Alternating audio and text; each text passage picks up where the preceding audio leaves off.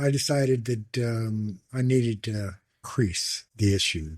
I needed to escalate even more. So I had an old boy out there smuggle in a 38 Smith & Wesson. So I'd made it's a revolver, so you can't silence it, but I'd made a suppressor for it nonetheless. It's, like holding a pillow up to something. I had a box of shells smuggled in. My plan is that there were 4 units there. I had 24 rounds. I was going to go in and I was going to execute 6 in each unit. Now, the fella that smuggled it in. You were going to kill 24 people? Yeah. Wow. That's where I was at in my thinking. Mm-hmm. They were trying to kill me. Unfortunately, the administration there was not doing anything about it. So it was up to me to do something about it. And so I needed something that was drastic. And all I can say is damn. Yeah. So I had the gun smuggled in and a box of shells, 24 rounds, and made that suppressor. And then the fella I had smuggle it in got cold feet and told on me. So I'm standing in center corridor and I feel a shotgun in the back of my head. Was it the butt of a shotgun or the barrel? Barrel. Okay. That'll get your attention. It does get your attention. And so 2 guards come up alongside me and cut my clothes off me because I guess they thought they had it on me. And then they locked me up in the hole. And we'd just gotten a new warden. So he called me in and I told him, I said, well, I don't know where your gun's at. I said, but if you let me out there on the main line, I says, I reckon I can find it for you. And of course, he wasn't going for that. Mm-hmm. So he put me in a car and shot me up to Old Folsom. Was there any doubt in your mind that if you had attacked those guards, that they'd have pulled the trigger on you? None whatsoever. You believe they would? Oh, yeah. Okay. Because they believed I had a gun on me. Mm-hmm. If I were in their place, I would have pulled the trigger. Yeah. Yeah. That's simple. So you're off to Folsom. Yeah. No, that's the big house. These are the big boys. Yeah. This is Mexican Mafia, Black Guerrilla Family, Black Panthers, Texas Syndicate, Sudanese Liberation Army, Charlie Manson and his group, and a few others. And this is all the leadership of these groups. Wow. Yeah. Okay, so we're at Folsom now, and you said that's the big house. That's the main prison, right? Yeah, it is. You've got Old Folsom, and then you've got San Quentin. Both are called the biggest. As a matter of fact, even technically, those are the only 2 prisons in California. The other 8 facilities that existed were actually institutions that were built in the 40s. All the same design. Tracy, for instance, was dual vocational institute. So they had youthful offenders there along with adults, and they were taught vocations. Then you had a training facility in Soledad that was built, again, on the same design. Training took place there. You had Vacaville, which is called a medical facility, and so on. Folsom and San Quentin were the actually only 2 bona fide prisons that actually had wardens. All the other facilities had supervisors. Okay. All right. And then Folsom, is this bigger? Is there a greater population? Yes, there is. You had, you maxed out Folsom at 3,000. But what happened essentially was that when overcrowding began, you could see it go much higher. Mm-hmm. And same with San Quentin. You usually had a cutoff point. See, back in the day, everybody had a single cell. So 1 man, 1 cell. But as the prison population increased, they started attaching another bunk above the bunk that was already in there. So now what was designed for 1 human being, had 2 human beings in. The cells in San Quentin were so small that I could put an elbow on 1 wall and reach out and touch the other wall. Wow. Pretty small. And so you had a combination sink toilet. Much later on, those became stainless steel. There was a time when they were porcelain, and then they tried fiberglass. That's what you had in your cell. And then in San Quentin and Folsom, unless you were in the dungeon, which I had to do this distinction of residing in the dungeon, Folsom, it was just a cement slab, and you had a hole in the floor. Very dehumanizing. It can be, yeah. It depends. I reached a point in my incarceration when I realized that the door wasn't keeping me in. It was keeping other people out. That's kind of an interesting perspective, if you just contemplate that for a second. Most people in being in a cage, you think, Nat, open this door, let me out. The politics and everything else, the violence, just everything. You reach a point where you think, okay, the door's shut for the night, I can relax. But not always, because in San Quentin, we started bombing each other out of our cells. How do you do that? You make bombs. In my case, I took PVC and I had gelamite, filled PVCs and then capped them, and I had digital detonators. It's unbelievable. And for our listeners, I'm not spending time about how they smuggle things in, because when you read his book, The Brand, you'll hear how they did it, and it's not a topic I particularly care to talk about. Okay. Yeah, no, I hate you, and I understand why. Yeah. I mean, I get it. But, prior to that, you had matches. We used matches. The department supplied tobacco and matches to everybody, chewing tobacco including. And so, very simple thing. You just scrape all the matches, you collect that, and then you've got the striker. Back then they started allowing 8-track tape players in. Mm-hmm. And so you would fill that tape with the scraped matches, and then you would apply the striker to the tape. So when the person plugged it into their cassette player, the striker would strike and ignite. Wow. So the radio became the shrapnel for the bomb. Mm-hmm. I used that many times. But it would blow the sink off the wall. I know that because I saw that happen. Where did you learn? Is that what you learned in prison? Pretty much. My older taught me metallurgy and, forging. I used to shoe my own horses and make my own hunting knives and, skinners and survival knives. And so, I know how to work a forge, and I know how to sharpen a knife, of course. The other, to me, was just, when you're being taught stuff like that, my older had a machine shop. We used to take the old Springfield A303, 1903, 30-06s. Mm-hmm. And, it had that big old huge stock on them and that big floating barrel. Well, we'd strip all that down and we'd take a lathe and we'd spoilerize that barrel, and then we'd put it into a Monte Carlo stock. Now, when we make our journeys down to Mexico, we used to take that as a gift for the elders in the village, because they could use that to hunt with. Mm-hmm. Box of shells and that rifle that supply that entire village with food for the year. Yeah. And so I was around, the machine shop, and, he'd built his whole ranch himself by hand. And when I got there, we built more things. So, it was just a carryover, I guess. In prison, they call it convict ingenuity, but it's really just human ingenuity. I think all humans have that capacity. So it was figuring out, that I could do things like that. I mean, when I at Old Folsom, going back there, once I joined the brand, I was first approached by the Black Panthers. I was recruited by them because the altercations I'd been in at Tracy preceded me. And so Yogi Pinnell was his name. He was the field marshal for the Black Panthers. He approached me on the yard, and,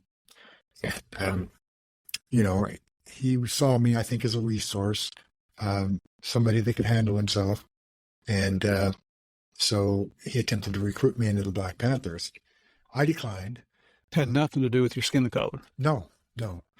And tell us why you declined, if you would. Well, Yogi, in recruiting me, gave me this communist spill. Mm-hmm. In their manifesto, whatever it was. But, you want to remember, I'm just learning how to read and write. And I didn't understand anything about what communism was. But now, back in the day when we used to have our spring roundups, the actor John Wayne used to join in those. All the ranchers used to come together in one spot, and you had a huge ranch out there, the Irvine Ranch. John Wayne was associated with John Irvine. And so oftentimes he would participate in the spring roundups. I didn't know him as an actor. I just knew him as another cowboy. But he used to talk a lot about communism, and he did not like communists. And, that stayed with me, those things he used to say. So, Yogi at one point finished his spiel, and I said, well, look here, Yogi. I said, I don't know what communism is. I really didn't understand the damn thing you just said. And I said, but I'm an American. And I said, more than that, I said, John Wayne told me communism is bad, and as far as I'm concerned, that's good enough for me. Yeah. And, he said, young Mike, he said, you go on in and you make yourself a knife, and I'll meet you out here in the morning. Really? Yeah. Oh, yeah. Called you out immediately. Oh, yeah. I did. I went on and I made myself a knife, and a good knife, because I know how to make a knife. Mm-hmm. And of course, now, I never keistered a weapon. So this was totally foreign to me. But I did it nonetheless. But when I got out to the yard with a knife, tried to get it out of my rectum, I couldn't get it out. It locked up on me. And so I literally had to lay down in the yard and rub my stomach to get this knife out. And, of course, the yogi was such a professional. He was 3 steps into the yard and had his in his hand. I'd got my own out in time, so we went head up. And when he realized that he was beginning to lose, he ran. 2 of his bodyguards intercepted me, and I ended up stabbing them. I was shot in the process. By who? Guards. With what? Then that one was M14. And interestingly enough... But that's a 223 round, right? It is. It's a hot round. And you would expect that it would go right through me, unless it hit something. And but what it did was it lodged right next to my spine. You would think that there would be a tumbling effect there, too, that would just tore me up. But I think it had to do with they were 50 feet up, shooting down at a pretty severe angle.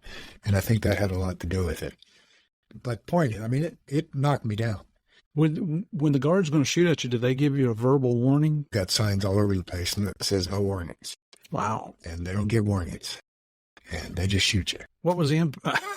Not the physical impact. What was the impact on your psyche at that point? Well, you've never been shot before, right? No. I reckon it wasn't something that I didn't expect. I mean, like I said, it knocked me down and took the wind out of me, too. But my body went into paralysis. I mean, they take you to the clinic and they probe it, and the doctor said it's lodged next to your spine. I'm not going to try to move it. So they took me back to a cell. I was in the dungeon. Actually, this was a strip cell, but it also just had a cement slab and a hole in the floor. And my body went into shock, and of course, paralysis set in. And I couldn't lift my arms. I couldn't. They'd slide a tray underneath the cell door, and I would just take me about an hour to roll over with a whole lot of exertion. And I would just stick my face in the tray and move my face around and eat as much as I could. And, eventually the guards would come and pick the tray up. And then I'd roll back over. I had all this food on my face, and I couldn't lift my arms to burst the food off, so then the cockroaches would come up out of the hole in the floor. Oh. Big old 3-inch cockroaches with those long antennae. And I don't know, there was just something about them, I could feel them crawling up my body, and there wasn't a thing I could do about it, so I named them. I'm sorry to laugh. No, that's fine. That's the way you have to deal with things. Right. To maintain your sanity. It's not like a cockroach. I mean, come on. It's a cockroach. It's not going to eat me alive. Right. It's the food on my face. Yeah. But there's just something that's revolting about the big old cockroach, eating off your face. Yeah. But now, 10 days later, every 10 days, once you were in an altercation, you were confined to yourself for 10 days, and they'd come ask if you wanted to go to the yard. And they came and asked me, and I still couldn't lift my arms, but I could get up. And I got up. I said, yeah, and I could just shuffle my feet. I couldn't lift them, but I could shuffle them. And it took me a long time to get out to the yard, and I got out there, and the minute I hit the yard, 4 blacks disengaged themselves from the group of blacks and came down and took me to the ground and started stabbing me. And, I could smell the fear on them. And they weren't really all that intent in what they were doing. They'd been ordered to do it, and they had pretty good knives. I was impressed with that. But they were hitting me high. They hit me in the traps and high in the chest, and they were driving. Some of them drove all the way through me. I could feel the asphalt it hit the asphalt under my back. And but just as soon as they jumped on me, they jumped off, and they were getting in each other's way anyway. And the guards didn't shoot at them? Not yet. Okay. When they jumped off, they opened fire. So guards come out with a gurney, and they wanted me to get on the gurney, and I told them, no, I walked out here, I'm going to walk off. And it took me a minute, but I got up, and I shuffled off the yard, and we got inside the door where nobody could see me. I said, okay, put me on the gurney. Well, it's to shame my assailants. It's a respect thing. Yeah, it's psychological. Yeah. Yeah. Did any of them pass away from being shot? No, they weren't shot. They opened fire around the area where they had been, and that was pretty much it. They didn't actually shoot them. Unless you get shot in the act, like I was shot in the act. I disemboweled one guy and split a guy's skull open. And was shot in the process, and appropriately so. I mean, it brings to mind old man Talbot. I mean, I call him Old Man Talbot now, but back then he was a youngster, and he was in Tower 2, which sat outside the hole. Back then, they still were using, they had a Knot 6 with a full buckhorn sight and a gold shield bead. And that's it. And he was quite a ways out there. But I was fighting a guy wearing the Soledad 6 that had killed some guards up in Soledad. And he was an ex-pro boxer. But at any rate, I don't want to get into that war story. Talbot shot me from this tower, and he hit me in the leg. And, that brought me like a sack of potatoes. That Knot 6 is no joke. And, it did pass through. It just went to the meaty part of my leg. Probed it, put a bandage on it, and they put me back in my cell. And I heard somebody slap the bar box, and they usually do that when they want to go. He slapped the bar box, Talbot did, and I didn't know who he was at that point, but he walked right into my cell. I'm laying in there. And he looked at me, and I looked up at him, and he said, "We all right?" I said, "I reckon you're the fellow that shot me." And he said, "I am." And I said, "Well, I got to tell you." I said, "That was a hell of a shot." He said, "Not really." He said, "I was aiming for your head." But he's honest. Well, he was, and and I liked the hell out of him. I really did, because years later, probably another 20 years later, he had made lieutenant, and I went to work for him as his clerk, and I was the only prisoner that he would allow around him. Really? Yeah. Whoa. That's very strange, but that is very respectful of him also. Well, that's why I say he was a good man. And he was straight up. He came in and said, "We're going to have a problem." I said, "No, you were doing your job. I was doing mine." Yeah, but I mean, given the propensity for a lot of criminals to lie. Well, yeah. I don't see the value in that. The people talk about there's no honor, thieves. I've known men on both sides, guards and prisoners that were honorable. I have guards that I became friends with, remain my friends, because they're just mild. They used to use the term "cut from the same cloth." Mm-hmm. They're honorable. They give their word. They keep it. If you shake a man's hand and that's your word, mm-hmm. and say what they mean and mean what they say. Yeah. That's a man's man, to my way of thinking. Yeah. You mentioned earlier about, I can't remember if you said this privately or on the first recording, that you weren't allowed to practice your ways. Mm-hmm. And I know, so I'm asking questions for our listeners because I've read your book. Oh, okay. Explain what that means and how it came about that you were eventually allowed to. Okay, yeah.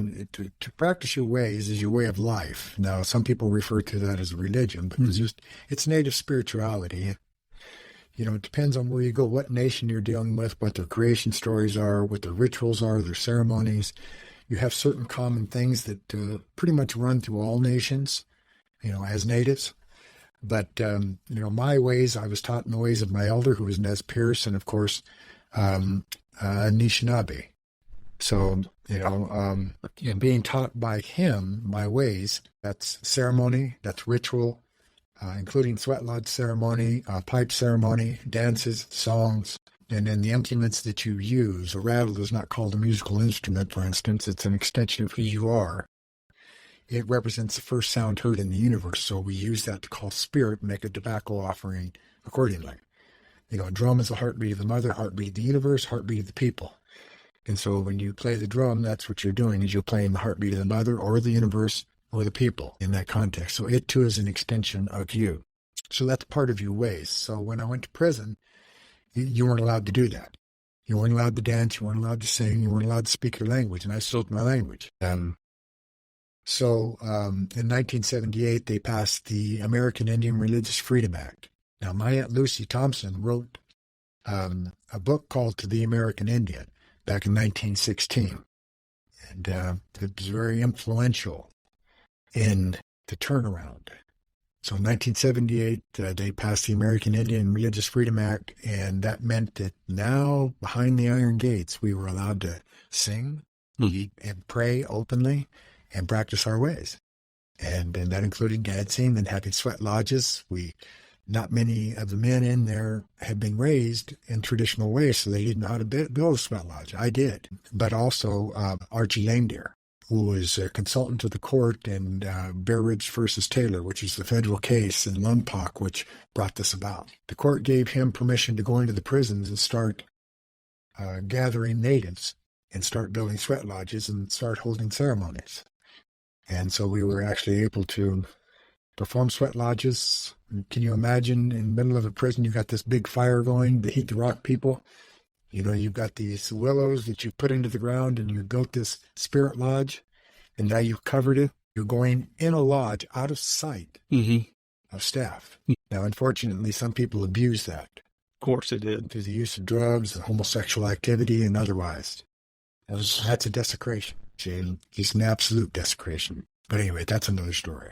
Point is that I was able to start practicing my ways and did. Now, I was shocked to read that the Black Panthers had tried to recruit you in. Did the Mexican Mafia ever try to recruit you? No.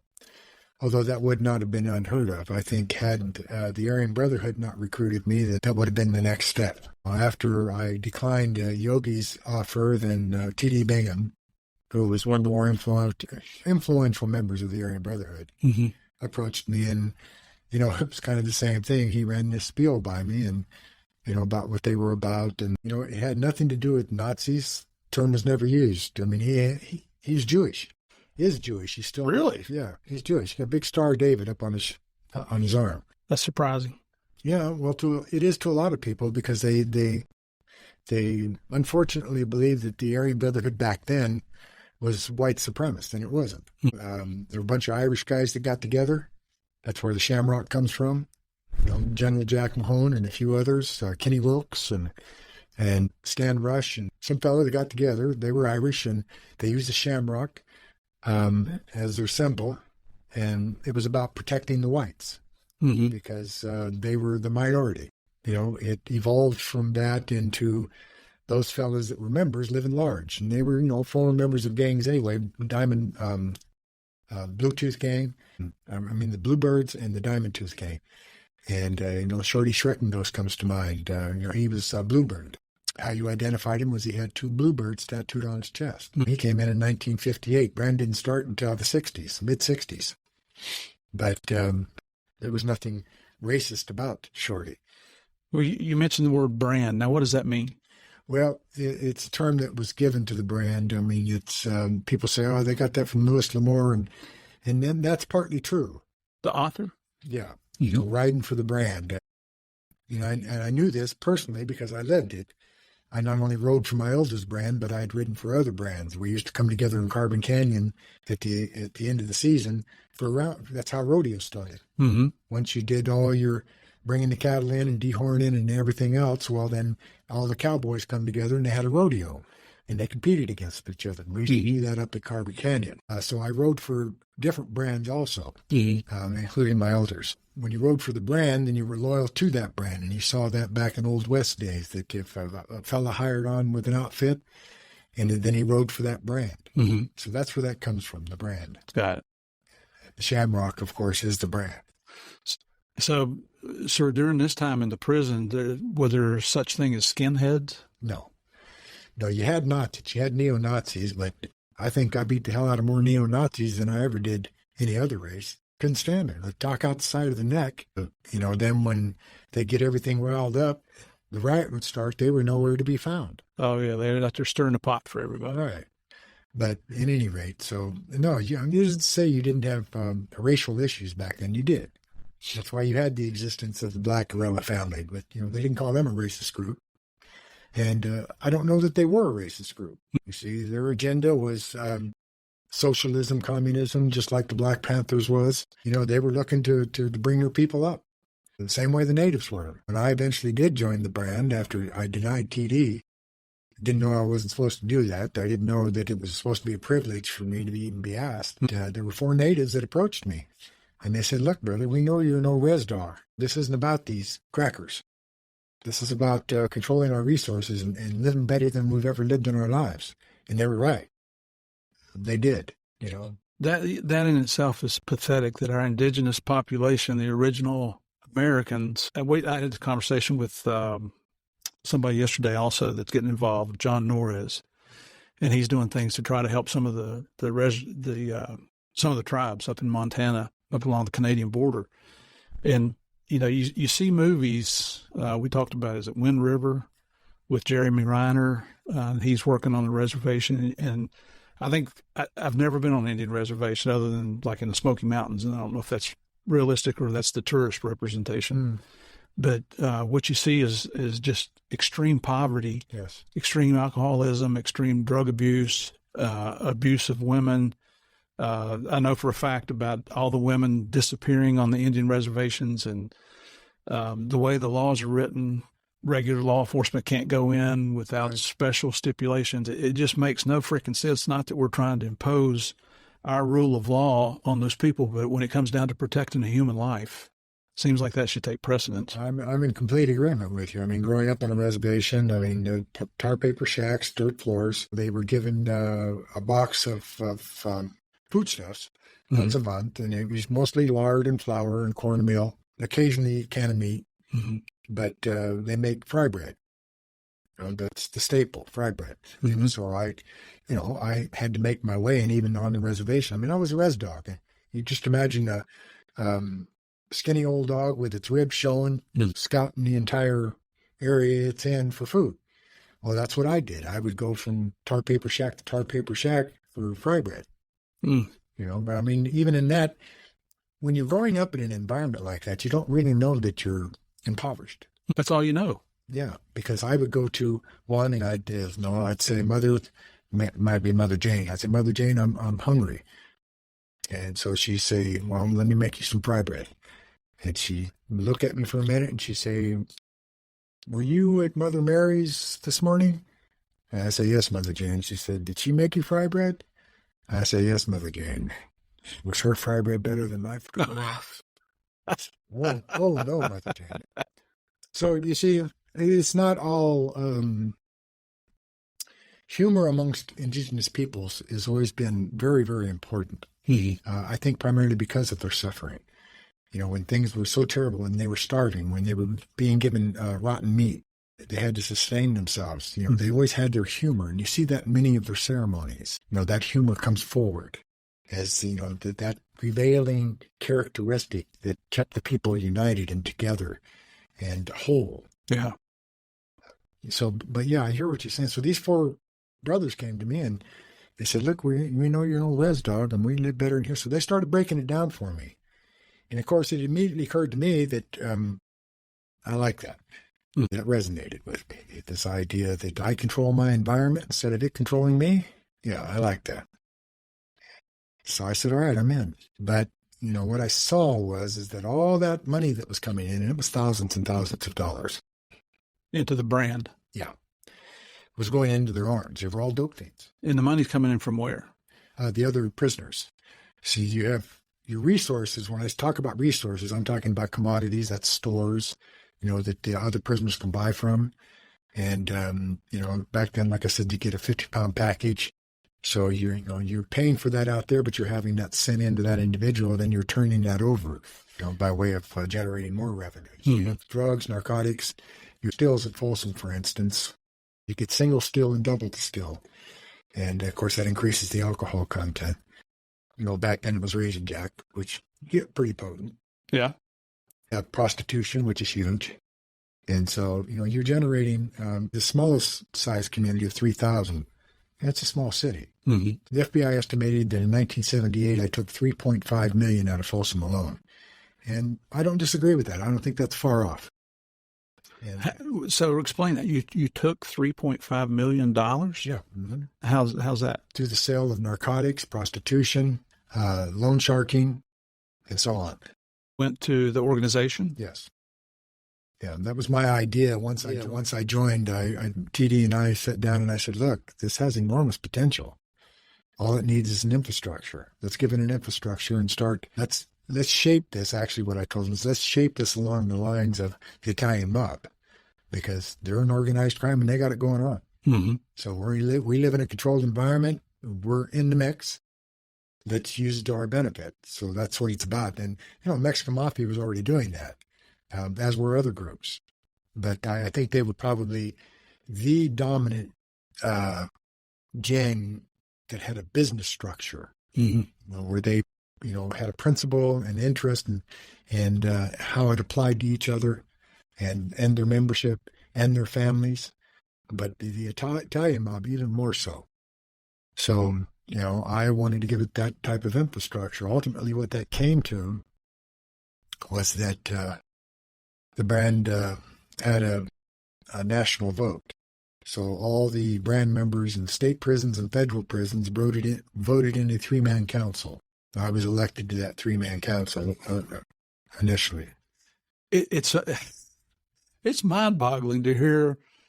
You're not talking about a group of people in the same prison you're in. You're talking about brand members throughout the entire California prison system, right? The United States. Throughout the United States. Yes. And it's like you guys had a national conference without getting together and made a vote. Oh, yeah. If I needed to have a confab, then I would use the subpoena process to pull people from different states, different pens, bring them all down together, and we would cut it up, chop it up. Yeah, which I understand just based on some Mexican mafia stuff that I've researched and talked to people. The system, the U.S. judicial system, is being played like a drum. Absolutely. By the prisoners who are running everything. Well, yeah. I mean, look, you have individuals like myself, given the opportunity, that sit in their cell and think of, okay, how can we use the system to our advantage? Mm-hmm. Once I began to learn to read and write, I figured out how to beat metal detectors. They just introduced them into Old Folsom first. So simple physics. I figured out how to do that and started smuggling in buck knives and guns and you name it. But it's amazing. But see, that's using the system against itself. Oh, you got a metal detector? So as long as I walk through the metal detector and nothing goes off, I don't get searched. That's to my advantage. But then they took it a step further, didn't they? Yes. Yeah. And folks, you got to read this book. I'm not kidding. This is extremely eye-opening. You have been very transparent in your book. Try to be, yeah. But so now you're elected as one of the three council members for the entire Aryan nation. Yeah. And here's a man that couldn't read and write when he had no formal education whatsoever. Right. And what I'm hearing here is as you sit and think about things and you see what your surroundings are and how things have been handled, it seems to me like common sense is the biggest thing. That's the biggest ally you have. Yeah. I mean, hell, you're sitting here talking about physics. Right. I don't understand physics. And that's not to say that's a big deal because I'm not that smart. I don't claim to be smart. Well, I'm not either. People attribute intelligence to me all the time, and I have to correct them and say, please don't do that. I have a reasonable intelligence. I said, but what I do in 3 days would take a normal person 1 day. Because I'm dyslexic and I have to create my own learning curve and everything else. I mean, yeah, I put myself through college. I paid for it. Nobody else. Not from ill-gotten gains. And I got my undergraduate work, my bachelor's at Berkeley. I got my master's at Ohio, and I got my PhD at Pacific. Wow. I did all that through correspondence. While I was in prison, became an alcohol and drug counselor. I mean, education, man, I'm a firm believer in. I know the value it has towards an old cowboy like me. I really do. So I guess you got your GED while you're in prison to start with, right? No, I actually had it. I graduated high school. I just graduated high school illiterate. I was a football star and athlete, and so they never, I got D's. I got by enough to graduate. I got D's. But they gave me that because I was their boy on the football team and track and pretty much everything I tried. And so they passed me. Yeah. And without ever thinking that I couldn't read or write. Amazing. Well, it is kind of, but I'm not the first, believe me. I've known it happened to them. Yeah. Now, how much education other than high school when you're elected to this three-man council? Had you had any college yet? No, I hadn't. No. So you're kind of going back, and this is kind of redundant to say, but it's true with whatever you're going into. You go to the basics. Yes. Because if you master the basics, everything else is going to work. Yeah, the basics at the root, I don't care what it is a work ethic. I really believe that. You have to apply yourself. It may be difficult. You may fail. You pick yourself up and you try again. Continue to try until you succeed. Anybody that understands what a real work ethic is understands that. You're not always successful. You're going to have those days when Well, my old used to say, some days it's chicken, some days it's feathers. I found that to be true. Yeah. Yeah. So, excuse me, I interrupted you a while ago. We said $3.5 million, right? 2.5 million. Yeah. And where was that money going? Because I interrupted you before you told me why you had to create this council. Yeah, actually it was 3.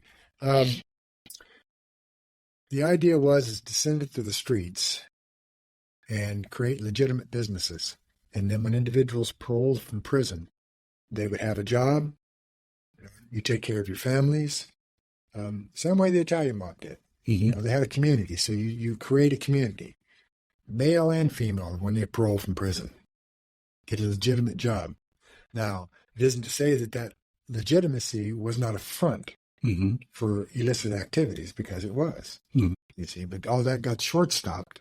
The brand took the position that it was going to start assassinating innocent people. And a lot of that money is being wasted on drugs inside. What the vast majority of it on drugs. And that was the problem. And you told me during the break that you've never tried any type of drugs. No, I've never been so inclined. It doesn't make any sense to me. You and I are a minority, I'm telling you. Well, I hear you. I get that all the time, but it could just simply be because I like being in control of my life. Me too. Yeah. That's why I stopped drinking alcohol, because I didn't feel like I was always in control. Yeah, I've never been a drinker either. I mean, I'll have an occasional, if fellas are sitting around, and a shot of whiskey or something like that, but I don't. It's just, again, be sociable. You mentioned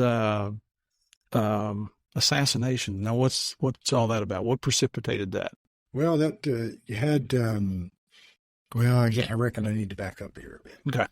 Because things got so bad in Old Folsom that a fellow by the name of Wendell Blue Norris, and myself and TD. At any rate, in the course of one day, we ended up stabbing 16 BGF.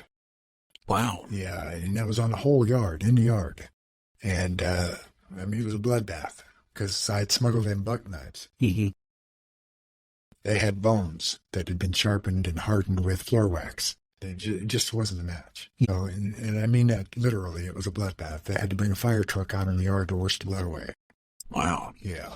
So the BGF complained to the administration and the press that the guards had supplied those buck knives. They didn't. Mm-hmm. But that's what they alleged. Yeah, and you outline in your book how you got those. Yeah. Yeah. So they shipped TD and myself and Bobby Moore and Spotsburg off to San Quentin. And when we got there, Emmy was there. Emmy being the Mexican mafia. Yeah. And they were going to hit a fellow the next day. And I told them not to, and they did it anyway. And so TD and I went out to the yard, first opportunity we got, beat the hell out of him. And we didn't have any knives. I don't know if we would have used them had we had knives, to be honest with you. I just think good old-fashioned ass-whipping was what we were after. And they got that, but I took 5 rounds in the back, and TD took 5 rounds in the back from about 8 feet away from shotguns. Oh, so I'm guessing these are 12-gauge double-aught buck? Right. So they, Doc said that the reason they didn't pierce our lungs and hearts was because both TD and I were lifting well over 500 pounds on the bench at that time. Muscle mass over our backs. And that's where we were shot, was in the backs. Now, you say 5 shots, that's 5 individual shots, not 5 pellets. No, 5 rounds each. And damn. You know what made us stop? That damn leg got so hot that it was unbearable. Oh. It wasn't the fact that you was being shot, it was on fire. Yeah. It was red hot. So, I don't know why I'm laughing. It's incredulous. Yeah, I suppose it is. I still have a lot of it in me. If I go through an x-ray machine, you get all the shrapnel and everything else all the time. So I've been shot 22 times. And so I have a lot of shrapnel and lead in me. And when you go through an x-ray machine, it all comes up. Oh, my gosh. Were all 22 times in prison? Yeah. Wow. I've never been in trouble on the street, prior to going to prison. It's unbelievable. Well, it's a blessing. The fact that I'm still alive and still here. Absolutely. It tells me that, where I'm at today in my life, that, Creator has a plan for me. Mm. And that's how I look at it. Well, it was to be on Game of Crimes, and here you are. I hear you. I know it's a shameless plug, right? No, that's all right. I think it's appropriate. So you're a man of the council, one of the three council members. But now, what's the thing about assassinations? That's why I backed up and went to San Quentin. We beat the hell out of the enemy, and that created a potential war atmosphere. Mm-hmm. Now, Joe Morgan, who headed up the enemy at that time, was down in L.A. County Jail, so we made arrangements to have him pull me down to L.A. County Jail so we could confab and try not to go to war. They put me on the bus, and they were taking me down, and I had this fella got talking out the side of his neck. So I slipped my chains and touched him up pretty good with my chains, so they had to take him off the bus and put him in the hospital. And but the problem was that the guard that was up front threw down on me, but he didn't pull the trigger. Mm-hmm. And I reckon that kind of shamed him. And so the watch commander at the L.A. County Jail wouldn't let me in the jail. So they took me right over to Chino and Paul, the hole there. Mm-hmm. So we ended up bringing Joe over there. But before we got there and before I got there, a couple of fellas had killed a boy on the tier because he talked out his cell to the Emmy and disrespectfully. Mm-hmm. Didn't require killing. They didn't need to kill him, but they'd killed him. The way in which they killed him, you got away with it on the yard, under the gun. Shocked one of the AB members because they didn't tell anybody they were going to kill him. That can set wrong in your head. You do something like that. You remember this killing's happening and you don't know anything about it. So he dropped out and he testified against those two individuals. Explain dropping out. When you step away from an organization, usually there's a debriefing process. You work with law enforcement. If you have information, they'll ask you to provide that by way of intelligence. Sometimes it leads to testifying, and it did in this case because he'd witnessed this murder. And so he was scheduled to testify against these two individuals in court. And so one of the individuals that was facing that prosecution and also happened to be a member of the council. So he brought everybody together for a discussion about killing this individual that was testifying against him, killing his wife and daughter. I had to argue against that and convinced everybody that wasn't the way to go. Then they wanted to kill his mother and father, and I argued against that. The only thing I could get out of that was not kill the mother. And that told me that I was into something that I couldn't condone, wouldn't condone, and that I needed to remove myself from this organization. You couple that with Margot Compton. Margot Compton was a young gal that had testified against the second in command of the Hells Angels, pimping and pandering. He had a lousy 4 years, going to do 2 years on that, but he found out where she was at. The feds hit her out. She testified for the feds. He sent 2 shooters up there. They shot her boyfriend, Gary, in the head. He was on a couch, went into the bedroom, wrapped the little girl's arms around their teddy bears, and shot them in the head while they made Margot watch, and then they shot her in the head. That was those 2 instances, plus having been confronted by my elders in San Quentin about the life I was leading. Which you describe very well in the book. Thank you. Mm-hmm. Made me decide that I needed to step away from Brad, that I couldn't condone what was going on, wouldn't be part of it. But since I was responsible for building the infrastructure of the AB, I felt a responsibility to do something about it. When you drop out, what does carry with it? I mean, are you now a target of the brand? Oh, yeah, sure. They're not going to let you just walk away living. Is the intent to kill you? Yeah, I mean, they had me, when I stepped away, they put me in New Miller Hospital, and then they removed me when they heard that the brand was going to rush the hospital to get me. So they put me in a car, and they convoyed me down to a special unit they had, restricted housing, and they took me there. And then eventually, I started going out to court otherwise. Well, let me ask you a question, and this probably sounds kind of silly, but what if you went back and said, hey, guys, I'm having second thoughts, I want to come back in. I'm not going to testify. Would they have accepted that, or they just go ahead and kill you there? No, I don't think that anybody in their right mind would accept that. Once a person does something like that, one, it's demonstrative of weakness. Mm-hmm. And so, you're just going to wait for it to happen again. So the only thing you might be thinking about is, how can I use this person?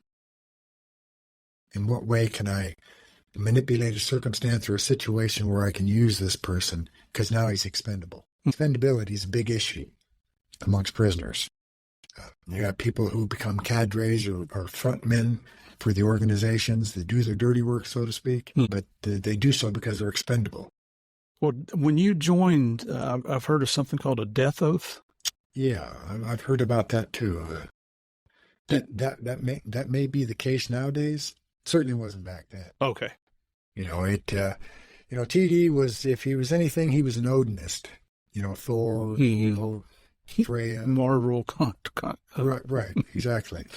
But, in Norse mythology, that mythology actually exists, and there's a pantheon of gods as it relates to that, and there are actually people who embrace that. TD, like many others, fancied himself a warrior, wrote poetry about it, as a matter of fact, and would go out in the yard and read that poetry. Wow. Like a Viking warrior. Uh-huh. And this cat was really into it. And as were others. Blue comes to mind. And Nazism, no. That's surprising. I mean, I was really shocked by what I read in your book, but it's because of ignorance on my part. I haven't taken the time to study up on this. So through your cooperation, is this like the beginning of the end for your prison sentence? Are you expecting something in return by testifying against these guys? No, it's it was brought up, of course, and that's always the case. We can do this for you. Mm-hmm. That's not how it works with me. I'm either going to do what I'm going to do because I believe it's the right thing to do, or I'm not going to do it. And that was the case a couple of times. They'd say, well, we want you guys. I said, no, not going to do that. It's just that simple. I make the choice. I make the decision. Mm-hmm. I don't want anything for it. I mean, I went to the board 19 times. I did an additional 38 years after I stepped away. And, I didn't allow the board to consider what I was doing with law enforcement, nor did they ever, because that wasn't how I did it. In fact, told the board, when you release me, it's going to be on the merits of who I am as a human being and nothing more. That's ultimately what they did after 45 years. Well, I got to tell you, based on my experience, you're the first person I ever met that used that decision that I'm going to do what I think is right versus I'm going to rat out everybody else because I want something in return. Yeah. And I'm not kidding you. I've never met a person that did that. Right. Not in my experience. You did a total of 45 years. Yeah. You get out in what year? 2019. Okay. And what do you do? You have been gone for 45 years. The world has changed considerably, I'm sure. Well, let me tell you, it was interesting because a lot of politics involved, but point is that they put you in a cage, they strip you out, they give you dress outs, take you out, and put you in a van, they drive you to the bus station, they open the door and say, see ya. That's it. That's it. And the interesting thing about that is my wife was waiting for me at that, it wasn't a bus station, it was a train station. I was standing there, and I'm looking around, and then here comes my wife walking toward me. And is this the lady you married to help get her kids back? No. This is my wife now is a mitigation specialist. She works primarily with death row prisoners. That's how I met her. One of the members of the Aryan Brotherhood. She was working for him. He was facing the death penalty under RICO. He sent her to see me, to interview me, to see if I would recant my testimony that I'd given in previous trials. And she said, she came up to see me. She knew within just a few moments that I wasn't the type of person that was going to do that. So we spent the next 6 hours talking about our spirituality. For the next 10 years, she visited me every weekend. And we just visited as friends, became friends. One day, I did the smartest thing I ever done in my life. I proposed marriage, and she accepted. So you're in prison this time? Yeah. Is she Indian? She's Japanese. Okay. She follows Shinto, and of course my native ways, and we find those perfectly compatible. That's a movie right there. Well, yeah, not trying to be funny. No, the movie is that once they release me and we make this. Actually, she makes the discovery as to my emotional immaturity because there was never anything that we had encountered that would put that on display. But not just that, but PTSD and sensory overload. That was huge. I mean, you've seen more violence than people that go to war. Oh, yeah, no question about that. But the sensory overload came from, the number of people and cars and noises and movement. And I mean, it just, those are the triggers. I mean, I had a friend of mine when I got out fly over from Shanghai, China. And he said, come on, I want to take you to the beach, because he knows I'm water clan. And we believe all things come from the water. Mm-hmm. And so he drives me down to the beach. We get there, and I can't get to the water. There's so many people on the beach. Mm-hmm. I mean, this place is just packed. Mm-hmm. I couldn't believe it. So we have to walk out on the pier, and I make my offerings off the pier to the water. And so I turn around and we're going to walk back, and I look at him and I said, geez, this reminds me of an ant colony. It was so much. And then we walk up, and these two youngsters, what we would refer to as push up on me, and they hardly have any damn clothes on. And I said, young lady, back up. Don't do that. She's in your personal space. Absolutely. Mm-hmm. And naked to boot. And, I'm a married man. So, I'm not going to tolerate that. Just things like that. And it's amazing to listen. I mean, what did you do for income when you came out of prison? Well, we had the nonprofit, Live, Learn, and Prosper, that we started in prison. I actually didn't think I was getting out. Never thought I was going to parole. But there was a fellow that I met there, and I was in a level 2, and I was his counselor. I was an alcohol and drug counselor. Mm-hmm. I was his counselor.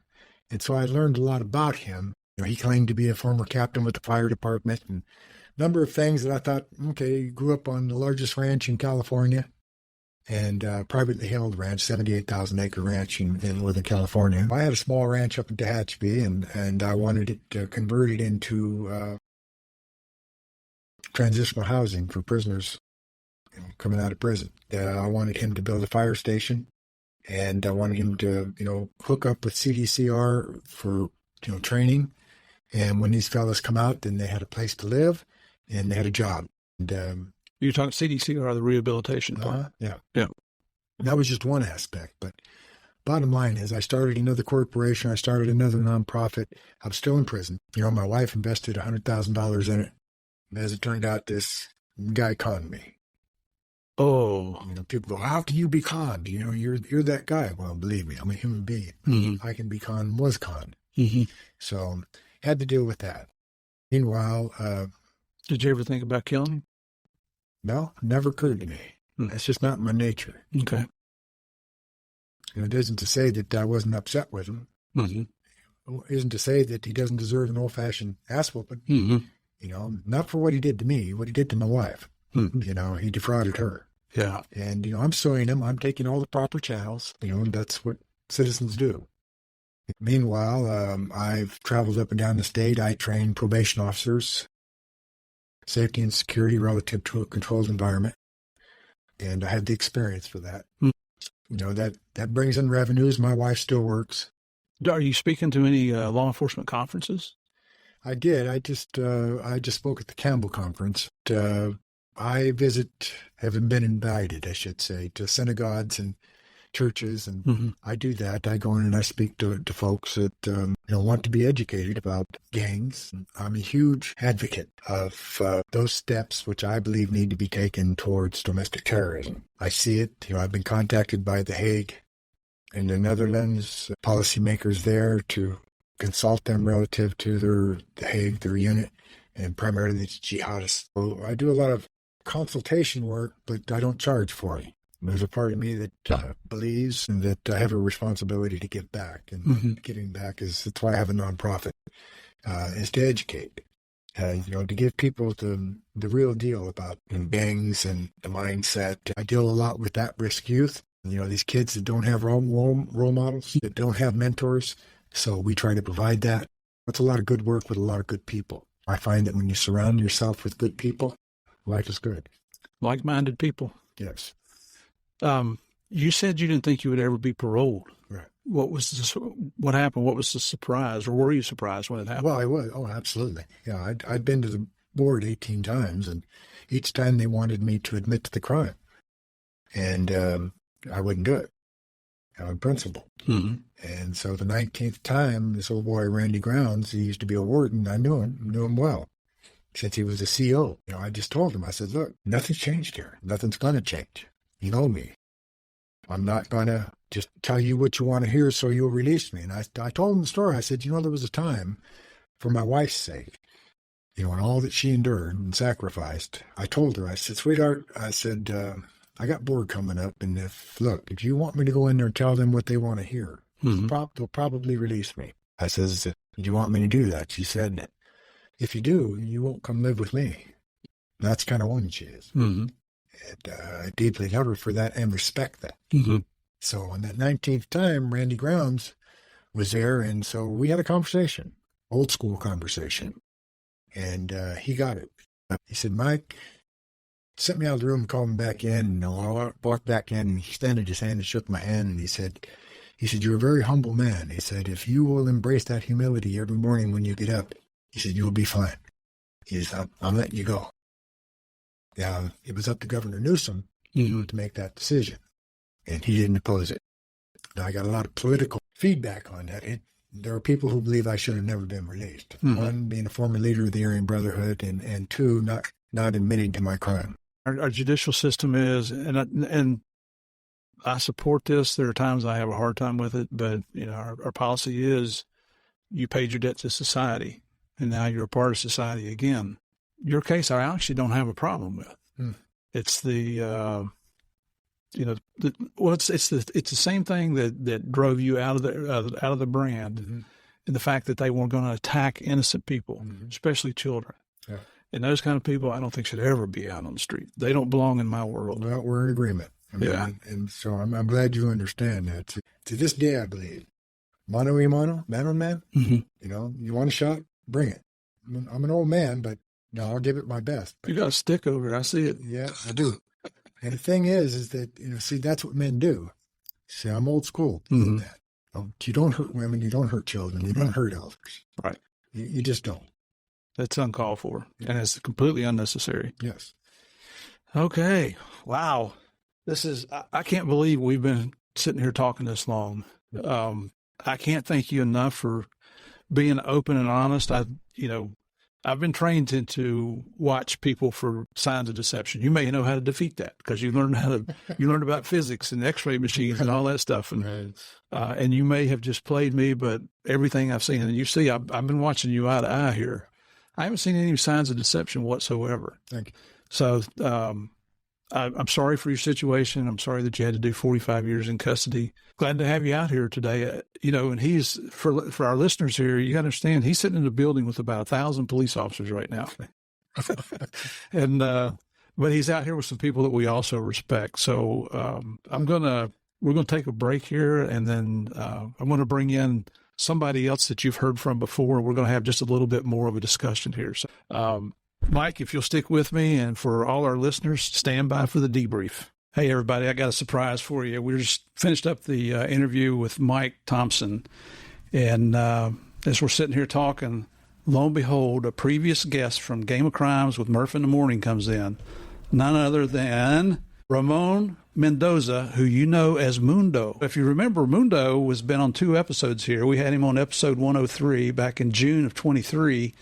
And you guys liked it so much, we got a lot of response asking to bring him back for a second time. So we did. He was on episode 112 in August of 23. And you know what? He's back with me right now. So right now I have Mike and Mundo in the room with me. Welcome back, Mundo. Thank you. Thank you for having me on board. And good to be here with Mike. It's like having a star in here with us, I tell you. Yes. This guy, Javier and I speak at a lot of law enforcement conferences around the United States, and I chased you forever. I think in one place you were sitting at the far end of the hallway with books, and we were at the other end, and got busy, and I just couldn't get down to introduce myself. But we finally came together here in the Southern California Gang Conference. Well, we might have had 2 crowds: the crowds around you guys and the crowds around me, right? Well, if it was the women, they were there for Javier. Oh boy, no comment. Yeah, exactly. And he's a married man now, so we can't talk about any of that. But here's why I'm excited: is because both of these gentlemen have given me their time, and we like to bring in former bad guys on the show because it gives our listeners a different perspective. You hear us cops talking, and we all kind of talk the same. We talk like we've got a 3rd grade education. Some of us are better writers than others, but I didn't grow up in that world. I grew up in a middle-class neighborhood. both parents working. I wasn't around criminals. I wasn't around crime until I became a police officer. So I don't have that background to describe for you like you guys have the real life experience. That's why we bring the guys on. You just listen to Mike Thompson's interview. Holy cow. This guy, I about fell in my seat a couple of times when some of the things you told me today, Mike, and your perspective on things is refreshing, I guess would be a good word, because I don't hear any animosity in your voice talking about the wrongly accused of a double murder and spent 45 years in prison and had to fight for your life on an almost daily basis, and you survived. I think I'd probably still be pissed off. I actually get a lot of questions about that. Usually along the lines, do you have regrets? Do you have this? I don't have any regrets. My focus is to stay positive and to live my life to the best of my ability. I know what my beliefs are. I know what my values are and where they come from. And, my integrity is intact. Mm-hmm. And that's what's important to me. Not, challenging this or challenging that. That's behind me. Yeah. And I live in the now and how the now applies to the future. The great part about what Mike just said is that I think Mike would agree with me is he talks about his focus being positive and doing the right thing, etc.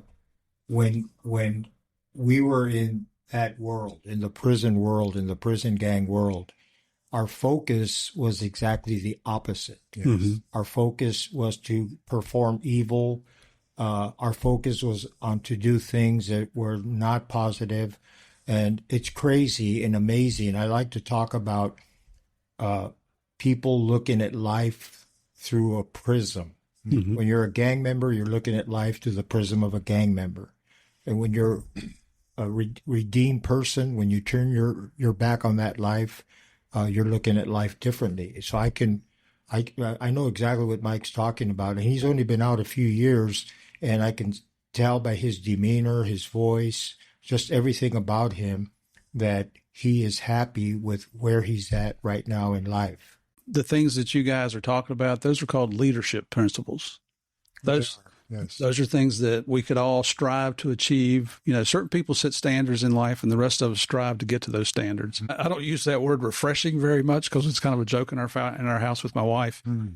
But it really is. It's like, I guess it's a perfect example of how, like Martin Luther King said, keep hope alive. Yes. And that's what you've done. I mean, I don't know that I would have that stamina.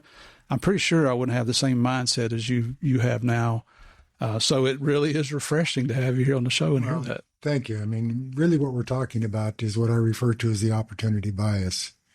And Mundo just referenced that essentially by way of that positive attitude. But I've found throughout the course of my life that whatever adversity I'm facing, that there's always an opportunity inherent to that. Mm-hmm. My responsibility is to find it and then to bring it out. Excellent.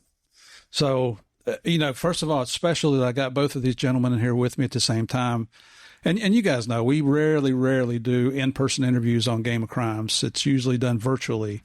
And we're still here at the Southern California Gang Conference. Sorry for the loud noises and some of the other interviews while we've been here. The attendees get a little loud when they get a break. But we have a special announcement, and that's why I'm including this bonus section on Mike Thompson's interview. Mike and Mundo are here to announce the creation of their new podcast, Mike and Mundo. I can't wait to listen. I don't know who their guests are going to be or if they're just going to cover topics or what, but here's the fact that these two gentlemen gave me their time. Morgan was with us for both of Mundo's interviews. As you recall, that was between the two interviews, that was a 4-hour interview. Mike gave me 2 hours today. And like Morgan used to say, you can always get money back, but you can never get time back. That's one of the most valuable commodities we have. And the fact that you guys gave me your time, it's invaluable, and I can't say thank you enough. So tell us a little bit more what you guys plan to do. Yeah, if I may, Mike and I met through some mutual law enforcement acquaintances is the best way that I'll put this for personal security reasons. Well, let me ask you, was that before incarceration or after? That was after incarceration. Okay. Yeah, that's a good one. But at this venue where we met, we sat down, we got acquainted with ourselves as free men, living a similar life now, walking a different walk.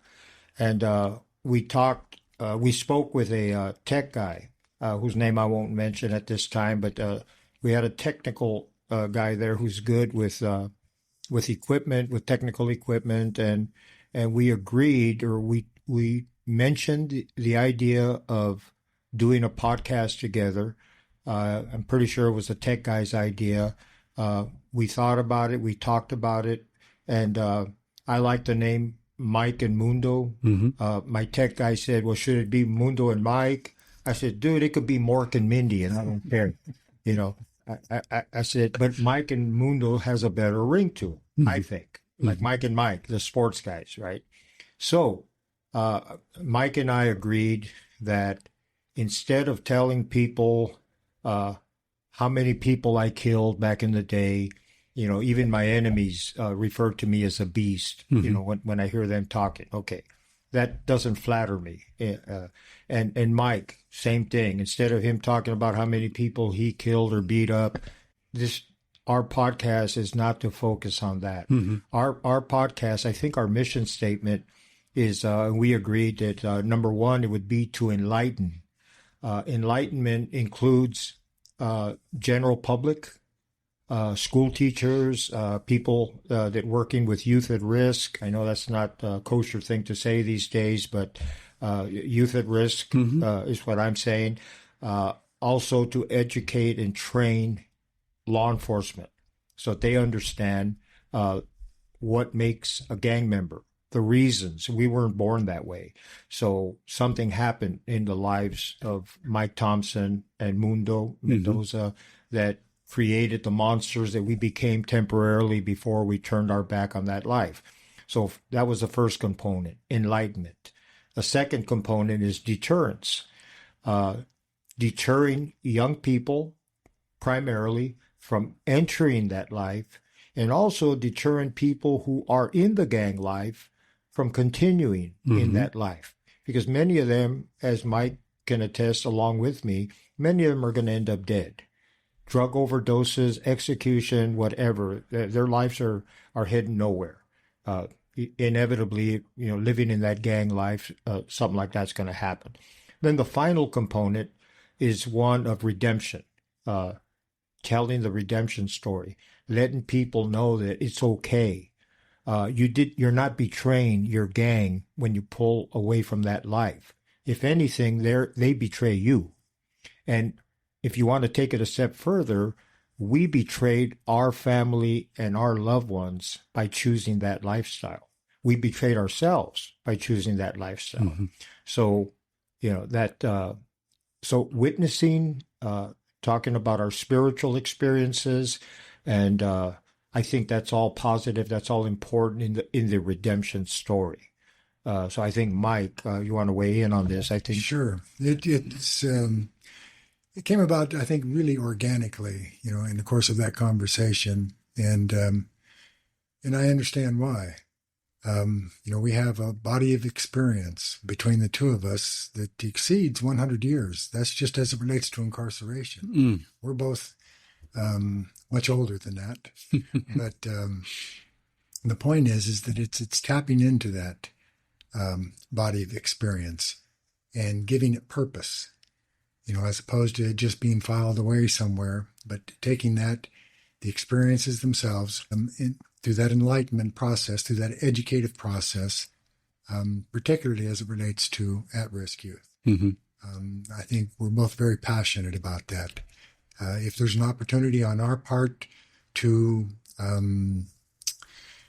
youngsters from engaging that, and there, you know, that's a huge field there, because what we're talking about, and Mundo mentioned it a moment ago, are what we used to refer to as expendables.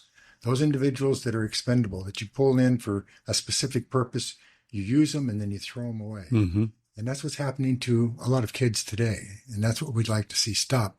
But beyond that, it's tapping into that expertise as it relates to security issues, violent issues. You know, we've experienced all that. And so, there's a certain psychology that goes along with that. There's even counterintelligence associated with that, because we used to both incorporate counterintelligence in how we dealt with our specific organizations, and then oftentimes merge that, to our own mutual benefits. So that has value, just educative value, particularly as it relates to law enforcement. But I'd love for what we're doing and how we intend to do it to broaden that educational potential into schools, either by way of video, podcast, whatever it may be, to do whatever we need to do to take that body of experience again, which is extensive, and provide it to the benefit of the public. I can't think of a higher calling here. And our regular listeners have heard me say this before, and it does sound cliche, but our youth are our future. Our kids are our future, right? They really are. So if we don't invest in them now to try to teach them the right way, what can we expect when they become adults, and they become independent? I'm even loving the idea, the notion of being a redemptive story and an influence to the kids of the gang members. Our former associates in the prison gangs who are doing life in prison, for example, they have kids, they have grandkids. I would love for those kids to be able to hear our words and turn their lives around as a result of this.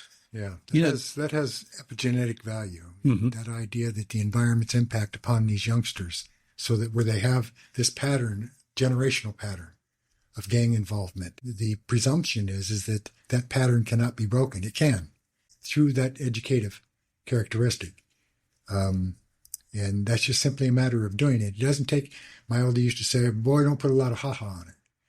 Because when he was first teaching me my ways, we'd be in the lodge and he'd say, well, you go ahead and you say your prayer. And I was, oh, great spirit. And he'd say, hey, don't put a lot of ha-ha. Just say it. Just say it. And that's what we're talking about here, just saying it. It's not about being academic, because if I was a youngster, that would throw me off completely. Don't want to hear anything about that. Yeah, you put them to sleep. It's the redemptive characteristic that Mundo was just talking about, telling the actual story, and inherent to that, what we felt, what we knew we actually felt, and then what we actually did. Sometimes we're completely different. They say that the definition of lunacy is continuing to do the same thing over and over and expect a different outcome. And so if you guys are taking the lead on this, and by talking to these young people, you're also teaching them leadership principles. Yes. You teach somebody to think for themselves. Don't let somebody else tell them what to think. And then you talk to them about consequences, because whatever decision you make in life has a consequence, good or bad. And I mean, to me, I'll tell you right now, as long as Game of Crimes with Murph in the Morning is on the air, we will be 100% supporters of you guys. We're introducing you to our audience, and we'll continue to do so. Once this comes out, I'll make an announcement also here on Game of Crimes to let everybody know that you guys are live. Perfect. Thank you. And just continue the relationship here. I've known Mundo now for about a year, a little over a year maybe. I just met Mike this morning, as a matter of fact. But, you guys lived up to your commitment under our justice system, and it says that when you pay your debt to society, you're welcome back. So I'm glad to welcome both of you back. Welcome to call both of you friends now. Thank you. Yeah. All right, everybody. So you guys got any last thoughts you want to leave us with? Well, just looking forward when this episode of Murphy is aired, ours will follow not too long after. Excellent. Yeah, no specific date at this time, but very closely after this episode is aired. Excellent. And thank you for having us on board. No, absolutely. And Mundo's books are already on our book page on our website, gameofcrimespodcast.com. Mike's will be going up as soon as his episode comes out, and I'm anticipating that here in the next few weeks. Yes. Highly recommend both if you're interested in what is really going on. I tell you, Mike's book, The Brand, just really opened my eyes to the Aryan Brotherhood, because that's not at all what I thought it was. But it's through my own ignorance. I just haven't spent the time to research it. And anytime you're talking about the Mexican mafia, if that doesn't instill fear in you to start with, something's wrong with you. Well, I can tell you this. In the western part of the U.S., at least, there have been other states that have emulated the Mexican mafia prison gang and have named their gang the same, and were influenced directly by Mexican mafia members to start theirs. And the Aryan Brotherhood has had a similar type of effect Yes. around the country. All right, ladies. So here you have it. That's this is the first for a little bonus on the end of one of our shows here. I hope you enjoyed it. When these guys get their podcast up and running, certainly hope that you'll support them and give them a listen, see what you think about it.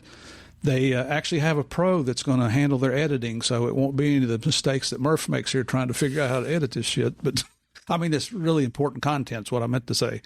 But thank you so much for joining us again here on Game of Crimes with Murph in the Morning. I'll see y'all next week.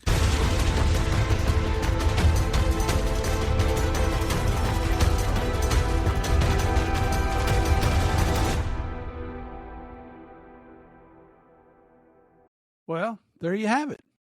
This week's episodes were a little different, right? You know, you're probably wondering, did he do it? Did Iron Mike commit the double homicide or not? Honestly, I don't know. What I do know is that during this 2-hour-plus interview and during an in-person interview I did with Mike in San Diego, I never saw a single sign of deception. Let me tell you, I was sitting within about 7 feet of Mike during this whole time, eye-to-eye contact.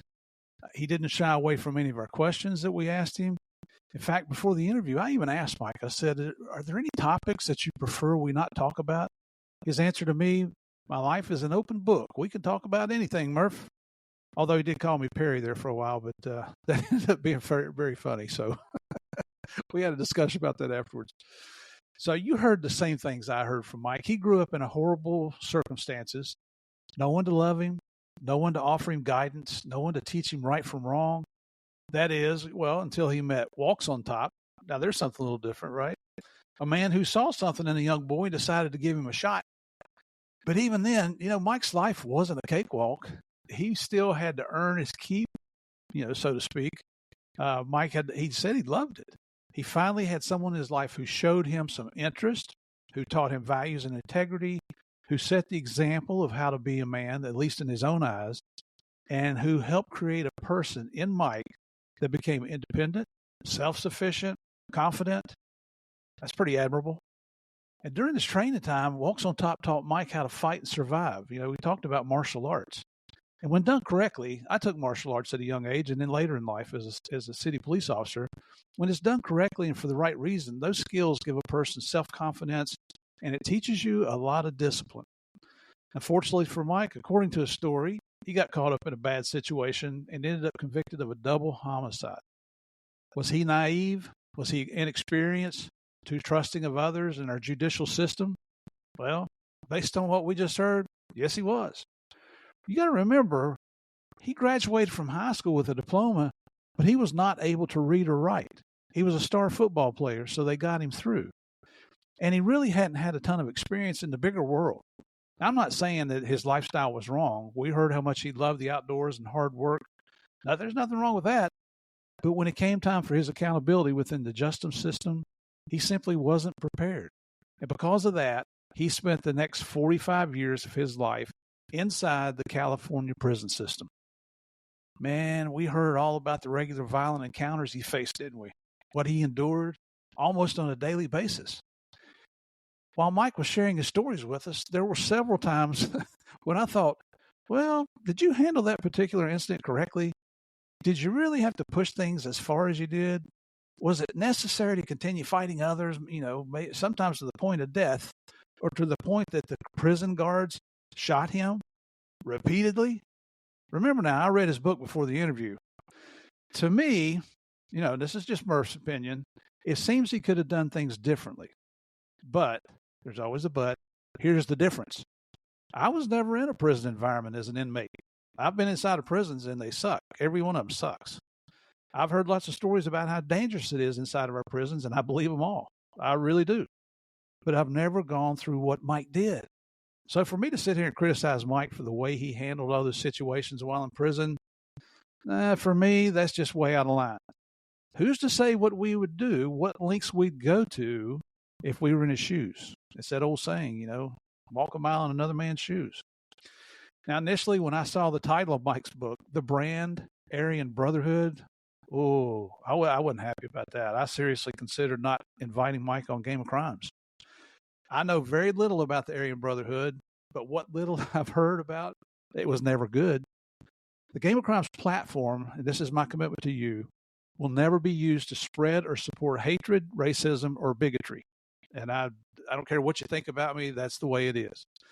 I decided to call my good friend in San Diego, the guy who originally told me about Mike, the guy who has suggested and introduced numerous people who were great guests on our show, the guy who I trust 100%, and that's Brother Mel. I called him to get his opinion on it because this was Mel's idea to start with. Well, after I ran my ideas by him, Mel corrected some of my ideas and about Mike and his affiliation with the Aryan Brotherhood. And because I do trust Mike, I extended the invitation to Mike. And because I do trust Mel, I extended the invitation to Mike. Plus, I've always got the final say-so as to whether to air Mike's interview or not. If it goes really wrong, I don't have to insult him. I just don't play the interview. Well, after meeting and interviewing Mike, I was glad I did it. We don't have a lot of former bad guys on this show, but the ones we do have, they've paid their debts to society, and all but one, and he's no longer with us, they all work with law enforcement now and other groups to try and make our world a better and a safer place to live. So that's an admirable thing in my point of view. So a huge shout out to my brother Mel for your support and guidance. Thank you, man. You always come through. After hearing Mike's tales, I understand why he would look to join a group that would offer each other protection from other predators in the prison system. What it boils down to, it's survival of the fittest at the extreme level. Do I condone it? Not at all. Do I understand it? Yeah, I do. So you heard Mike as well as I did. Did you hear any animosity in what he said or how he said it? After listening to his story, did you hear him say anything about wanting revenge against his accusers, against the guards who repeatedly shot him, against other inmates who he always seemed to be at odds with or at war with? And one other thing, when the ABs decided to murder family members of witnesses, we heard Mike say he tried to stop that immediately. He wasn't in favor of that. And we heard it worked for the first time. But then these drug-addicted brothers of the Aryan Brotherhood, they couldn't leave well enough alone, could they? They came up with another plan, and they decided, well, we won't murder his wife and children. We won't murder his mother and father. We'll just murder his father. Someone who had nothing to do with the person's criminal activities to start with, like that's supposed to be okay. That makes a lot of sense, doesn't it? To no one. Mike didn't like that. He didn't think it made sense either, and so he decided to leave the brand. And what did that do? That put a target on his back. He's a target of his former colleagues, and probably is still a target to this day. And we heard how Mike used his background, his experience, some common sense, and his knowledge of how things worked to help him survive inside the prison. He told us how he and others made makeshift knives from everyday items, how to make a small bomb within the confines of a prison. That was a real surprise for me. How to smuggle guns, ammo, knives, drugs, whatever you want. Who knows what else into the prison. Even how to beat a metal detector when sneaking a knife into the prison that shoved up your rear end. You got to read his book. Later during his sentence, he used his time, though, more wisely, eventually earning a bachelor's degree, a master's degree, and his PhD. Now, I know some of you skeptics out there, you're probably saying, well, what else is he going to do with this time? He's got all that time sitting around. He's got time on his hands. Well, let me ask you this. How many other people do you know who came out of a long-term prison sentence with a PhD, right? Even if you know very little about our prison systems, I'm here to tell you that most inmates do not come out with a PhD. Most are lucky if they come out with a GED, okay? Well, there's a lot of letters thrown around there. Okay. Now, what I'm about to say may sound a little peculiar, a little weird to some of you guys, but by the time you hear this interview, Mike and his partner, Ramon Mendoza, who we know as Mundo, they've joined together to start a new podcast called Mike and Mundo. Their goal is to bring greater awareness to the dangers of getting involved with violence, especially with a gang, and how it leads to nothing more than a dead end. Both of these men were very transparent about their criminal lives. I mean, if you remember, we brought Mundo back on for a second time. We did a total of 4 hours interviewing him. They told us about their time in prison, and both had a realization, a redemption, if you will, that rather than continue their evil ways and most likely end up dead, they could do something to help others. So, Murph here on Game of Crimes is supporting the Mike and Mundo show. I'm encouraging you to give them a listen. As I'm posting this episode right now on Game of Crimes, I haven't heard their show yet, but I will listen and follow these guys to see how they do. And if they'll let me, I'll offer my humble advice if I hear things I don't agree with. I've been on the right side of the thin blue line my whole life. I'm not going to step over just for a couple guys who I now call friends, okay? I'm not giving up my integrity. But I am very supportive of these guys, and I feel that they're going to be successful. Now, you know me. I'm nobody special. They might tell me to go pound sand with my advice. But also, you already know me. I won't support something or someone I don't agree with when I don't agree with what they're saying and doing. Okay, we're coming to the end here. Don't forget to get your copy of Mike's book, The Brand, Aryan Brotherhood. You can find it, and you're going to love this. You can find it at Police and Fire Publishing. I'll be honest with you, I'd never heard of that publishing service, but check them out online, Police and Fire Publishing. You can also find it on the gameofcrimespodcast.com website. I'll have the link on there. They'll take you right to Police and Fire Publishing. And just so you know, the Police and Fire Publishing website is also where you can find Mundo's books. And he's got quite a few on that list. I was pleasantly surprised. I think I counted at least 6 books that Mundo has on there. So one last time, thanks again to Iron Mike Thompson for this eye-opening interview, and to Mundo Mendoza for continuing to educate law enforcement others on the dangers within our world. You guys, I mean, you did your time. I love it that you're trying to do something good now for everybody. Okay, very quickly, we got to get through this out of the way.